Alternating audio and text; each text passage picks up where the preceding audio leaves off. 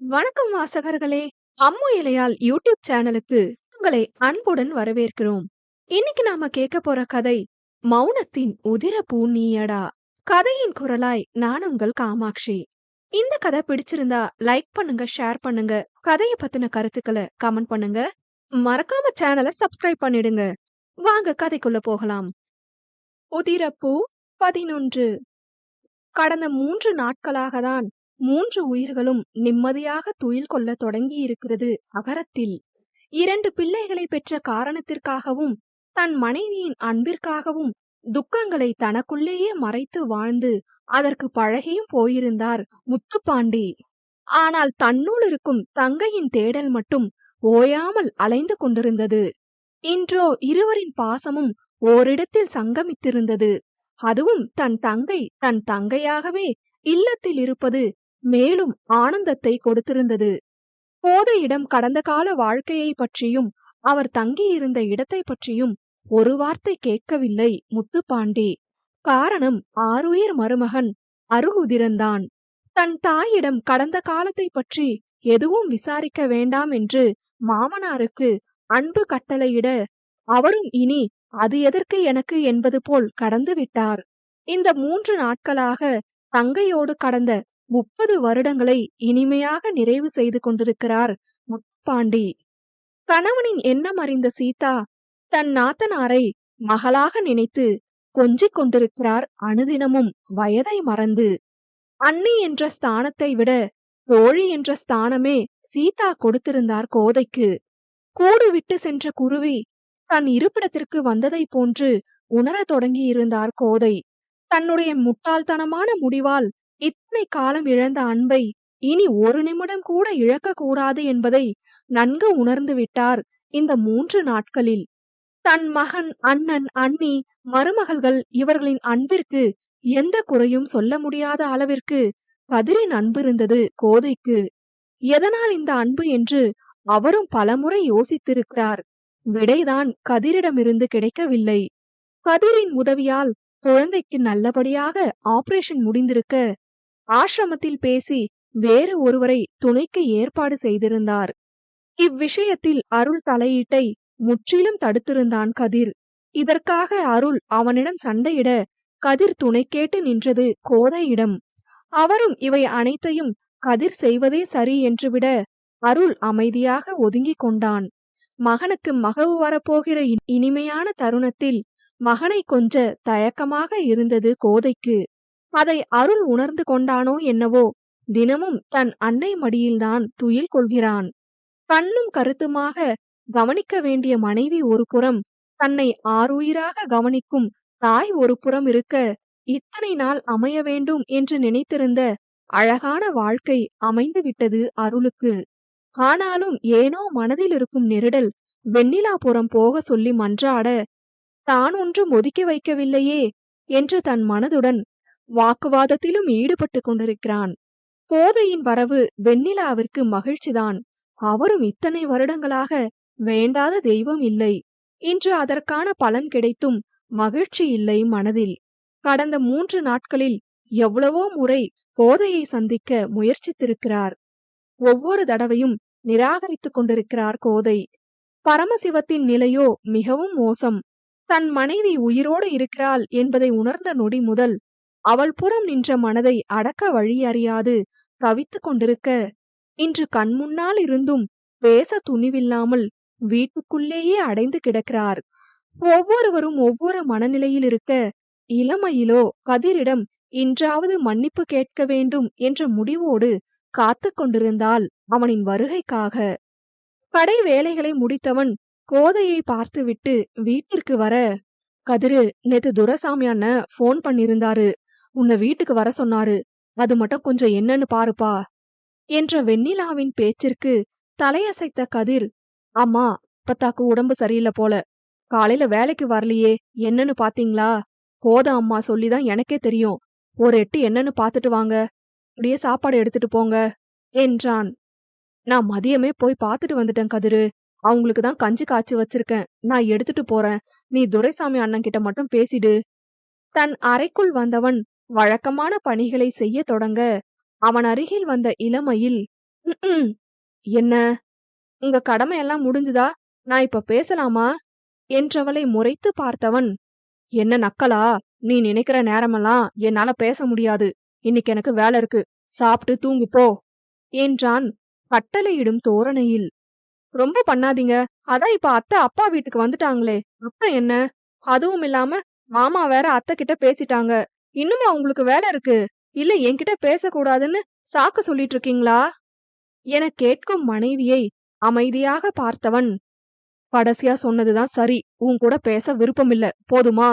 என்றவன் மயிலின் முகத்தை பார்க்காமல் வெளியில் செல்ல, கணவனின் பாராமுகமும் தன்னிடமிருந்து தள்ளி நிற்கும் தூரமும் சித்திரவதையாக இருந்தது மயிலுக்கு. இரவு உணவிற்காக வெண்ணிலா அழைக்க, பசியில்லை என்று சமாளித்தவள் அழுகையோடு வழக்கமாக படுக்கும் இடத்தில் படுத்துவிட்டாள். மருமகள் சாப்பிடாமல் இருப்பதை கதிரிடம் வெண்ணிலா தெரிவிக்க, அவனோ எந்த முகபாவனையும் காட்டவில்லை அவருக்கு. இரவு உணவை உண்டவன் அறைக்குள் வர, அங்கு மயில் தரையில் படுத்திருந்தாள் கண்ணீர் தடத்தோடு. மயிலின் மீது எந்த கோபமும் இல்லை கதிருக்கு. அவள் வந்த நாள் முதல் கீழே படுப்பதை தவிர, முதலிரவு அன்று தன் அருகில் படுத்திருந்தால் இருவருக்குள்ளும் இந்த பிரிவு வந்திருக்காது என்பது கதிரின் ஆதங்கம். தவறு செய்யாமல் தன்னிடமிருந்து விலக முற்பட்டதோடு நில்லாமல் அதை செயல்படுத்திக் கொண்டிருக்கும் மனைவியை தன் செயலால் காயப்படுத்திக் கொண்டிருக்கிறான் தினமும். இதை அறியாத மயில் இன்னும் கணவன் தன்மீது கோபமாக இருக்கிறான் என்று நினைத்து கொண்டிருக்கிறாள். சிறிது நேரம் தன் மனையாளின் முகத்தையே பார்த்திருந்த கதிர் பெருமூச்சோடு கட்டிலில் படுத்துக்கொள்ள, ஆழ்ந்த உறக்கம் அவனை ஆட்கொண்டது. தூக்கத்தில் இருந்தவனை தொந்தரவு செய்தது தூரத்திலிருந்து வரும் முனங்கல் சத்தம். முதலில் அதை கவனிக்காதவன் தூக்கம் கலைய கவனிக்கத் தொடங்கினான். பதட்டத்தோடு எழுந்தவன் தன் மனைவியின் அருகில் செல்ல, உடம்பு சூடாக இருந்தது. கூடவே அழுதழுது தானாக தூங்கியிருக்க, நாசிக்கு சுவாசம் கிடைக்காமல் மூச்சு விட சிரமப்பட்டு கொண்டிருந்தாள் மயில். தனக்கானவளின் சிரமத்தை கண்டவன் தன் ஆதங்கத்தை கைவிட்டு கையில் அள்ளி மெத்தையில் கிடத்தினான். கண்ணீர் தடத்தை தன் பெருவிரலால் அழுந்த துடைத்தவன் தன்னிடமிருந்த போர்வையை எடுத்து மனைவி மீது போர்த்தினான். பின் அடுக்கு பெட்டியில் இருந்த தைலத்தை எடுத்து நாசி துவாரத்தின் வழியாக சுவாசத்திற்கு அனுப்ப, மனைவியின் மூச்சு சீராக வரத் தொடங்கியது. அதில் நிம்மதி அடைந்தவன் அடுத்ததாக நெற்றியிலும் மார்பிலும் தேய்த்துவிட்டு தன்னோடு இறுக்கி அணைத்து கொண்டான் இளமயிலை. சுயநினைவோடுதான் படுத்திருந்தாள் இளமயில். ஆனால் உடல் சோர்வை தத்தெடுத்திருக்க, கண் திறக்க முடியாத நிலை. கதிரின் செய்கை ஒவ்வொன்றும் கலங்கி இருந்த குளத்திற்கு தெளிந்து தேங்கும் இடம் கிடைத்தது போல் இருக்க, கணவனின் மார்பை நினைத்தால் கண்ணீரால். மார்பில் படும் நீரை உணர்ந்தவன் மனைவியின் முகத்தை நிமிர்த்த முயற்சிக்க, அவளோ, மாமா, உன்னை சந்தேகப்பட்டு எதுவும் பேசல. நீ என்கிட்ட இருந்து எதையோ பேச வரும் மனைவியை வாயில் விரல் வைத்து நிறுத்திய கதிர், அழுதுட்டே தூங்கிதான் உடம்பு முடியாம இருக்கு, பேசாம தூங்குடி என்றவன் மயிலிறகை போல தன் மனையாளை வருடினான். கிட்டத்தட்ட திருமணமாகி 100 நாட்களுக்கு மேலாக நிறைவடைந்திருக்க, இன்றுதான் தலைவனின் மஞ்சத்தில் இடம் கிடைத்தது காதல் கண்மணிக்கு. இந்த நொடி தனக்கானது என்பதை முழுவதுமாக உணர்ந்தவள் தானும் அணைப்பேன் என்பதைப் போல் கதிரை அணைத்து கொள்ள, வாய்க்கொள்ளா சிரிப்பு இருவருக்கும். இளையவர்கள் பிரிவின் துயரை சிரிப்பால் விரட்டியடிக்க, தன் அறையில் படுத்திருந்த வெண்ணிலாவிற்கு அம்சவேணி வீட்டில் நடந்தது நினைவில் வந்தது. அவருக்கு கஞ்சி எடுத்துக்கொண்டு வீட்டிற்கு சென்றிருக்க, அங்கு எதிர்பாராத விதமாக கோதையும் வந்திருந்தார். பல வருடங்கள் கழித்து இருவரும் ஒருவரை ஒருவர் நேருக்கு நேராக பார்க்க வேண்டிய சூழ்நிலை அமைந்துவிட, அதை ஏற்றுக்கொள்ளாத கோதை அங்கிருந்து நகர்ந்தார் வேகமாக. தனக்கான சந்தர்ப்பத்தை விட நினைக்காத வெண்ணிலா, அக்கா, ஒரு நிமிஷம் நில்லுங்க. உங்களை நான் எந்த தொந்தரவும் பண்ண மாட்டேன். உங்ககிட்ட மன்னிப்பு மட்டும்தான் கேட்கணும். இத்தனை வருஷமா மனசுல இருக்க பாரம் கொஞ்சமாச்சும் குறையும்கா. நான் பண்ண பாவத்துக்கு தண்டனையா அடிங்க, ஏதாச்சும் திட்டுங்க. ஆனா இந்த மாதிரி ஒதுக்கி மட்டும் வைக்காதீங்க.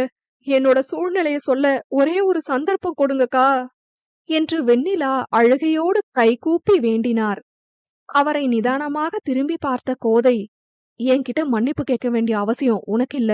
நீ எந்த தப்பும் பண்ணல. முடிஞ்சு போன வாழ்க்கைக்காக உன்கிட்ட வந்து நின்னது நான் தான். உனக்கான வாழ்க்கையே தான் நீ வாழ்ந்துட்டு இருக்க. எந்த குற்ற உணர்ச்சியும் வேணாம். அவங்க அவங்க சூழ்நிலை அவங்களுக்கு புரியும். இனிமே என்ன பார்த்தா சாதாரணமா கடந்து போ. நானும் இனிமே அப்படிதான் என்ற கோதை அமைதியாக அங்கிருந்து சென்று விட்டார். நான் தான் சொன்னேனே தாயி, கோதைக்கு நிதானமும் பொறுமையும் ரொம்ப அதிகம். தன்னை விட மத்தவங்கள பத்தி அதிகம் யோசிக்கும். உன்னோட வாழ்க்கைய கெடுக்க விரும்பாம தான் இத்தனை வருஷம் எங்கேயோ இருந்துச்சு. இனிமேலாவது பிள்ளையோட சந்தோஷமா வாழட்டும். கொஞ்சம் புரிஞ்சு பழசு எதுவும் பேசாம உன்னோட வாழ்க்கைய மட்டும் வாழுமா என்ற அம்சவேணியை பார்த்த வெண்ணிலா பெருமூச்சோடு கொண்டு வந்த உணவை கொடுத்துவிட்டு வெளியேறிவிட்டார். தூங்காமல் புரண்டு படுக்கும் மனைவியை கண்ட பரமசிவம், "என்ன நிலா, தூங்காம என்ன பண்ற?" என வினவ, மறைக்காமல் கோதையிடம் பேசியதை தன் கணவரிடம் தெரிவித்தார்.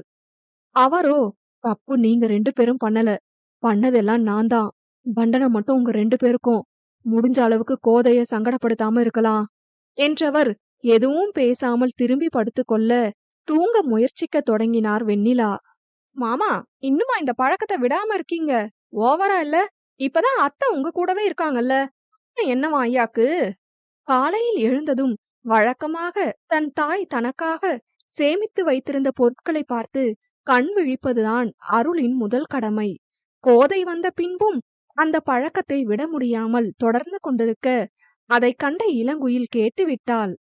"இது அக்கறையில சொல்றதா இல்ல பொறாமையில சொல்றதா இரமீனு?" என்ற அருளை இடுப்பில் கை வைத்து முறைத்து பார்த்தவள், "எனக்கு இது தேவைதான். பெத்தவங்களும் சரியில்ல, வளர்த்தவங்களும் சரியில்ல. யார்கிட்ட போய் என் குறைய சொல்றது? கொஞ்ச நாள்ல பிள்ளை வரப்போகுது. இன்னும் சின்ன பிள்ளை மாதிரி பண்ணிட்டு இருக்கீங்க." தலையில் அடித்துக் கொள்ளும் இளங்குயிலின் அருகில் சென்ற அருள், "தலையில அடிக்காதடி மக்கு பொண்டாட்டி, என் பிள்ளைக்கு வலிக்கு போகுது" என கூறியதோடு நில்லாமல் பின்னின்று கட்டி பிடித்து கொண்டான். "ஆமா ஆமா, வயித்துல இருக்க பிள்ளைக்கு என் தலையில அடிச்சா வலிக்கும். இந்த மாதிரி வயித்த இறுக்கமா கட்டி பிடிச்சு நின்னா வலிக்காது. அப்படிதானே மாமா?" என்றவள் கண்ணாடி அருகில் அழைத்து சென்று இருவரின் பிம்பத்தை காட்டி கூறினாள். "நான் எங்க இறுக்கி பிடிச்சேன்? இதோ இந்த சேலை கூட கசங்கல பாரு. மாமா ரொம்ப மென்மையான ஆளடி ஐரமீனு. வேணும்னா இப்போ பாக்குறியா மாமனோட பர்ஃபார்மன்ஸ?" என மெச்சலோடு மனைவியிடம் கூற, "சொல்லிக்கிட்டாங்க ஊர்ல" என கழுத்தை தோள்பட்டைக்கு இழுத்தாள். "என்ன ஐரமீனு சொல்ற? உனக்கு தெரிஞ்ச மாமனோட பர்ஃபார்மன்ஸ் எப்படி ஊருக்கு தெரிஞ்சது?" "ஐயோ மாமா, இப்பெல்லாம் நீங்க ரொம்ப கெட்ட பையன் ஆகிட்டீங்க. நான் அன்னைக்கே சொன்னேன், இனி இந்த மாதிரி எதுவும் பண்ணக்கூடாது, உங்க பிள்ளை கிட்ட சொல்லிடுவேன்னு."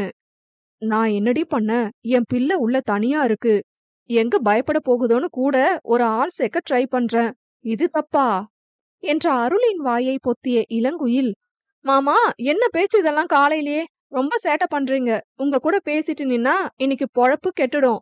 நான் கீழே போய் அத்தைக்கு உதவி பண்றேன். நீங்க ரெடி ஆகிட்டு வாங்க" என்று கணவனின் கையை பிரித்து விடை பெற்று வெளியேறினாள். "பாத்து போமா, பாப்பா வர வரைக்கும் நம்ம ரூம கீழே மாத்திக்கலாம்" என்றவனுக்கு மறுப்பாக தலையசைத்த இளங்குயில், "மாமா, நான் அம்மா வீட்டுக்கு போறேன். குழந்தை பிறக்கிற வரைக்கும் அங்க இருக்கேன். நீங்க தினமும் வந்துட்டு போங்க. இங்க மயில் இருந்து எல்லாத்தையும் பாத்துப்பா. அது மட்டும் இல்ல, கோத அத்தைக்கும் கொஞ்சம் சந்தோஷமா இருக்கும். உங்கள வளர்க்காத உங்க அம்மா தான் பேர புள்ளைய வளர்க்கணும். இதா அத்தை வந்ததுமே நான் முடிவு பண்ணிட்டேன் மாமா" என்று சொல்லியவள் அறையை விட்டு வெளியேற, செல்லும் மனைவியின் எண்ணம் புரிந்தவன் சிரிப்போடு பார்த்திருந்தான். "வாமா, மணி என்ன ஆகுது? இன்னும் சாப்பிடாம இருக்க? நீ முன்ன மாதிரி இல்ல. இப்போ ரெட்ட உசுரு. நேரத்துக்கு சாப்பிட்டாதானே சரியா இருக்கும்." "இல்ல அத்த, காலையில நீங்க கொடுத்த சத்து மாவு கஞ்சியே இன்னும் செரிக்கல. அதான் கொஞ்சம் லேட் ஆகட்டும்னு விட்டுட்டேன்." "ஏது, அந்த ஆழாக்கு டம்ளர்ல கொடுத்த கஞ்சி உனக்கு செரிக்கலையா? நல்ல பொண்ணுதான் போ."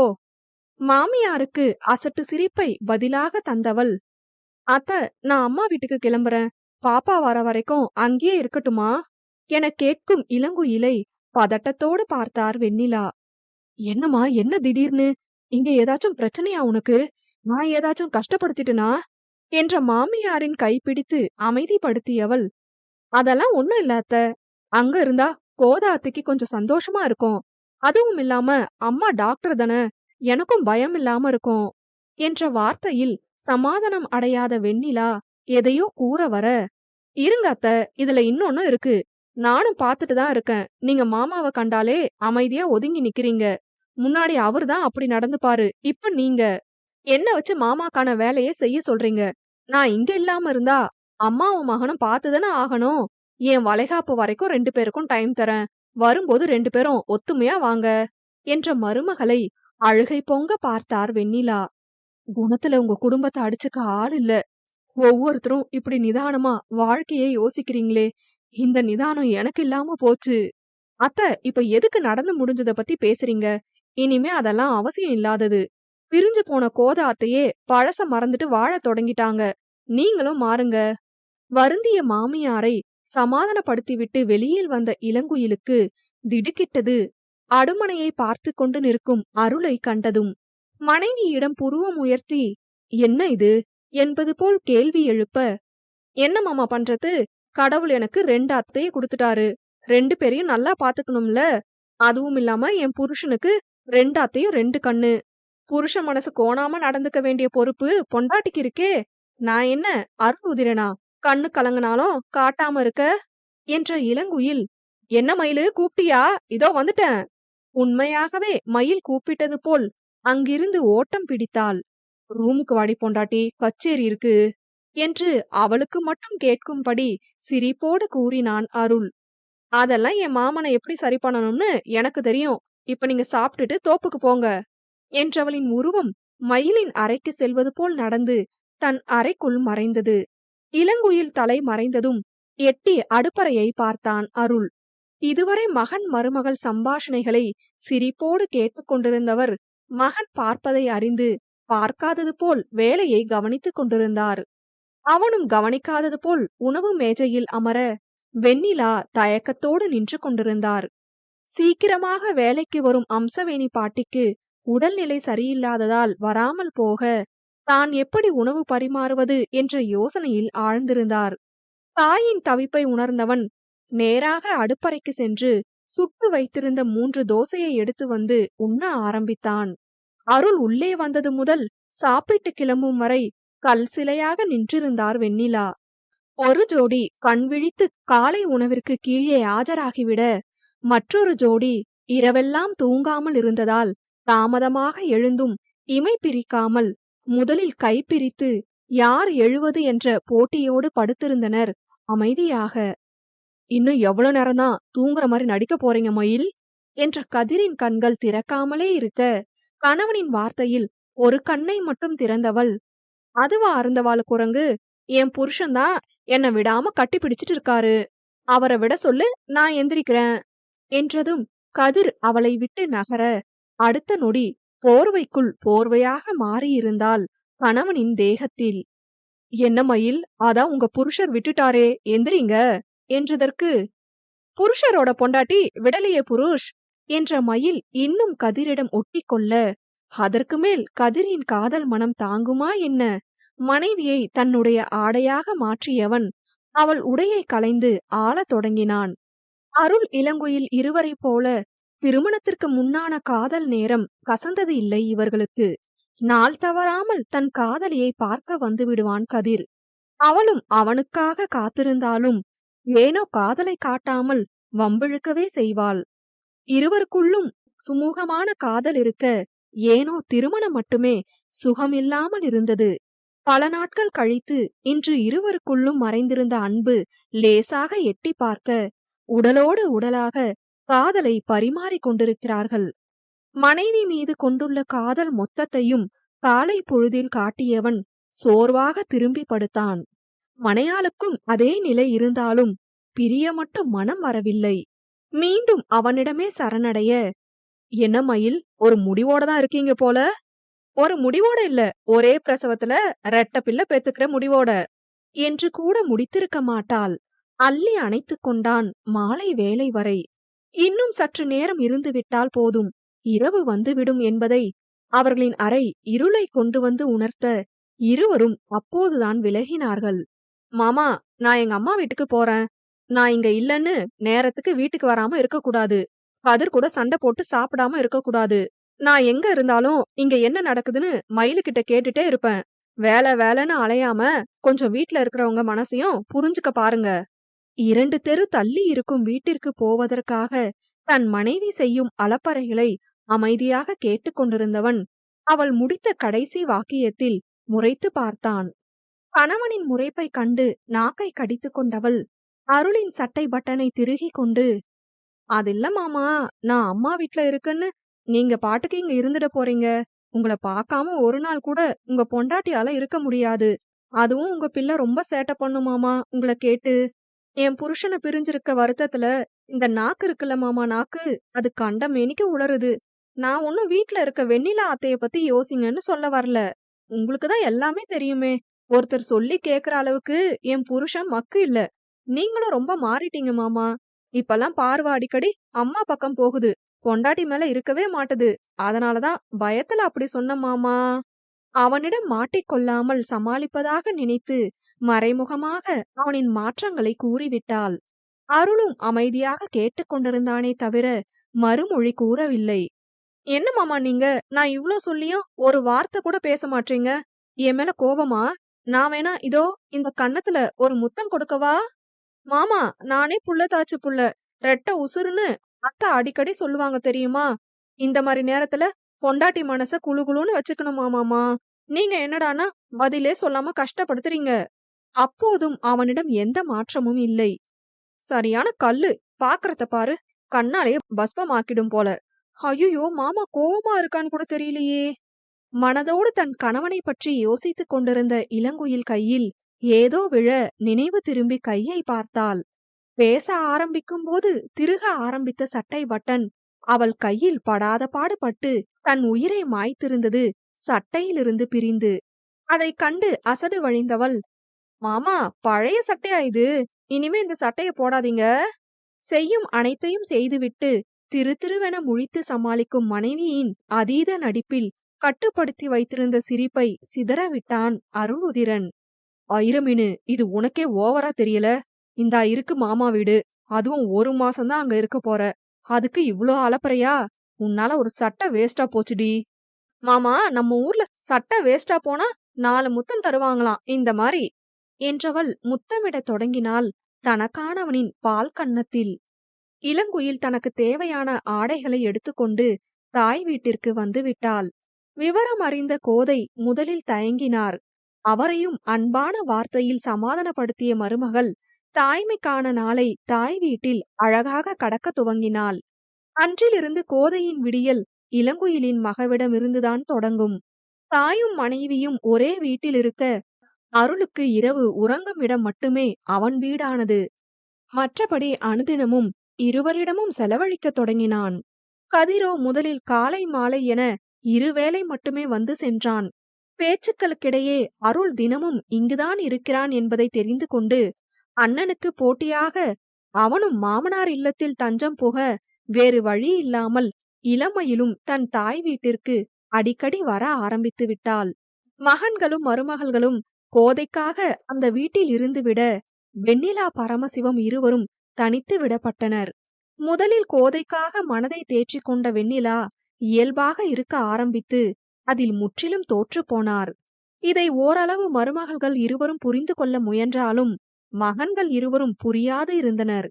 அன்றைய பொழுது நகரத்தில் மழை நாளாக இருக்க முத்துப்பாண்டி வீட்டில்தான் அனைவரும் ஆஜராகியிருந்தனர். இளங்குயிலுக்கு பழம் நறுக்கி ஊட்டிக் கொண்டிருக்கும் கோதையை கண்ட கதிர், வர வர யாரும் நம்மள கண்டுக்கவே மாட்டேங்கிறாங்க என எங்கோ பார்த்து பேசினான். என்னடா, இன்னைக்கு ஒன்னும் ஆரம்பிக்கலன்னு நினைச்சேன் என்ற முத்துப்பாண்டியை முறைத்தான் கதிர். நான் பேசினா சண்டை போடுற மாதிரி இருக்கா எல்லாருக்கும்? இனிமே நான் இந்த வீட்டுக்கே வரமாட்டேன், ரோஷமா கிளம்புறேன் என்ற கதிர் அங்கிருந்து கிளம்புவது போல் நடித்தான். சீதா, ஐயோ மாப்ள, அதெல்லாம் ஒண்ணுமில்ல. அவர் ஏதோ விளையாட்டுக்கு சொல்லிட்டாரு. கோச்சுக்காம உட்காருங்க, உங்களுக்காக தான் பஜ்ஜி போட்டுட்டு இருக்கேன் என்றார் பதட்டம் குறையாது. என்ன அத்தை நீங்க முதல்லே சொல்றது இல்லையா? பஜ்ஜி ஆறிட போகுது, வாங்க 2 பேரும் கிச்சனுக்கு போவோம் என்ற கதிரை கண்டு அங்கிருந்த அனைவரும் சிரித்தனர். அதையெல்லாம் கண்டு கொண்டால் கதிர் இல்லையே. மாமியாரை அழைத்து கொண்டு அடுமனையில் புகுந்து கொண்டான். அது என்னன்னு தெரியல கோத, இன்னும் சின்ன மாப்ள குழந்தை பிள்ளையாவே இருக்காரு. முதல்ல அவரோட நடவடிக்கை சுத்தமா பிடிக்காது. இப்பதான் அதெல்லாம் சிரிப்பா தெரியுது. ஆமா அண்ண, கதிர நினைச்சா இன்னமும் எனக்கு ஆச்சரியமா இருக்கும். அருளை விட கதிரோட குணம் ரொம்ப மென்மையானது. அது வேணா உண்மைதான் அத்த. ஆனா என்ன, அண்ணன் தம்பி சண்டை போடும்போதுதான் பார்க்க சகிக்காது 2 பேரையும் என்றாள் இளமயில். ஆமா அத்த, மயிலு சொல்ற மாரி 2 பேரையும் அடக்க படாத பாடுபடுவோம். அதுவும் சின்ன பிள்ளையில இவங்க பண்ற சேட்டை இருக்கே பா என்றாள் இளங்குயில். ஆமாம்மா, நானும் நிறைய தடவை காத்து வாக்குல கேள்விப்பட்டிருக்கேன். ஸ்கூல் படிக்கும்போது அண்ணன் தம்பிக்குள்ள அடிக்கடி சண்டைன்னு. கடைசியா நடந்த சண்டையில தான் உதிரா வேற ஸ்கூலுக்கு போனதா கூட கேள்விப்பட்டேன் என்றவர் அருளிடம் திரும்பி, ஏயா உதிரா, என்னதான் நடந்துச்சு அன்னிக்கு என்று வினவினார். அதில் அன்றைய நினைவு கண்முன் தோன்ற தன் தாயை திரும்பி பார்த்தவன் முகத்தில் அத்தனை கோபம். அதன் பின்னே முத்துப்பாண்டிக்கு கேட்டது தவறு என்பதை போல் தோன்ற, நான் ஏதாவது தப்பா கேட்டுட்டேனா உதிரா? எதுக்கு அம்மாவை இவ்ளோ கோவமா பாக்குற என்ற மாமனாருக்கு பதிலளிக்காமல் அமைதி காத்தான் அருளுதிரன். நிலைமையை சமாளிக்க எண்ணிய மயில், அது ஒண்ணும் இல்லப்பா, சின்ன வயசுல இருந்து 2 பேருக்கும் ஆகவே ஆகாது. பரமசிவ மாமாவோட அம்மா அருள் மாமாவ திட்டிக்கிட்டே இருப்பாங்க போல. அத கேட்டு வளர்ந்ததால கதிருக்கும் அருள் மாமாவ பிடிக்காம போயிடுச்சு. அத சமயம் கிடைக்கும் போதெல்லாம் காட்டுவாரு. வெண்ணிலா அத்தையும் அருள் மாமாவ தான் அதிகம் பாப்பாங்க. அதுவும் அவருக்கு ரொம்ப கோவம் வர காரணம். மாமா 10வது படிச்சுட்டு இருந்த சமயம் கடைசி பரீட்சையில ஹால் டிக்கெட் கொடுத்திருக்காங்க. அத பேரண்ட்ஸ் யாராவது ஒருத்தர் கையெழுத்து போட்டு வாங்கணும்னு சொன்னதால மாமா அத்தை கிட்ட சொல்லியிருக்காரு. அத்தையும் கதிருக்கு சாப்பாடு எடுத்துட்டு வரும்போது வரேன்னு சொல்லி அனுப்பி வச்சிருக்காங்க. மயிலின் பேச்சை கேட்கும் அண்ணன் தம்பி இருவருக்கும் அன்றைய நாள் மெல்ல உருவம் பெறத் தொடங்கி இருந்தது.